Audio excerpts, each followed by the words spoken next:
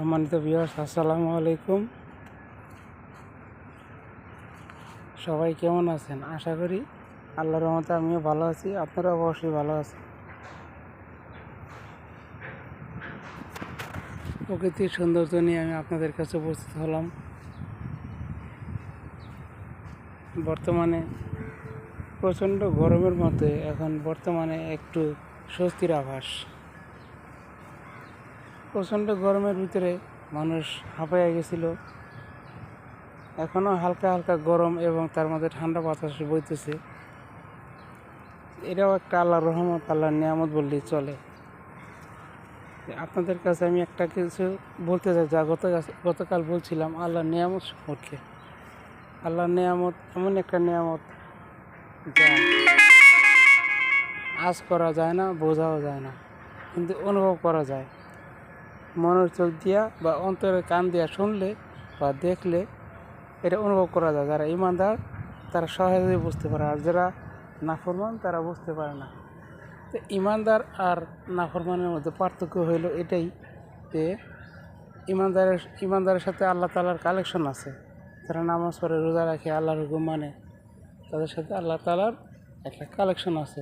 আল্লাহর কোরআনের সাথে, আল্লাহর প্রিয় বান্দাদের সাথে যা সম্পর্ক আছে, তারা ঈমানদার না হইলেও ঈমানদারের একটা অংশ, ঈমানদারের একটা পাশাপাশি তারা চলে যায়। যদিও পরিপূর্ণ মানতে পারে না, তারপর তারা ঈমানদারের সাথে চলাফেরা করলে তাদের ঈমান কিছুটা বৃদ্ধি পায়। আস্তে আস্তে বাড়তে বাড়তে একসময় সে আল্লাহর ওলিও হয়ে যায়।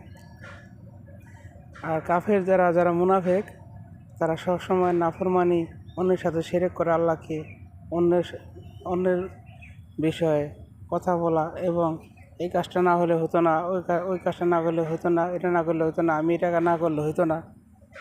এটা হলো বেঈমান ও মুনাফিকের পরিচয়।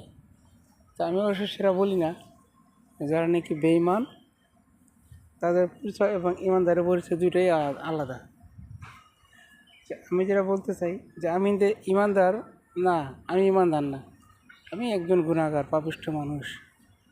প্রাকৃতিক চিত্র নিয়ে আমি আপনাদের কাছে আসি, সহযোগিতা আল্লাহর।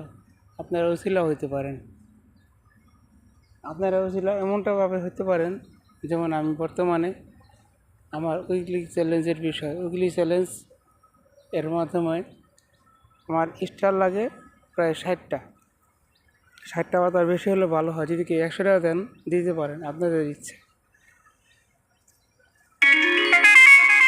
সহযোগিতা বলতে, যদি আপনারা কেউ আমাকে 60টা বা 100টা স্টার দিয়ে সহযোগিতা করতে পারেন উইকলি চ্যালেঞ্জে জেতার জন্য, তাহলে আমি মনে করবো যে আপনাদের মধ্যে আমি একজন ছোটোখাটো ভাগ্যবান। আল্লাহ তাআলার নিয়ামত আপনারা আমার দিয়েছেন, আল্লাহর শুকরিয়া।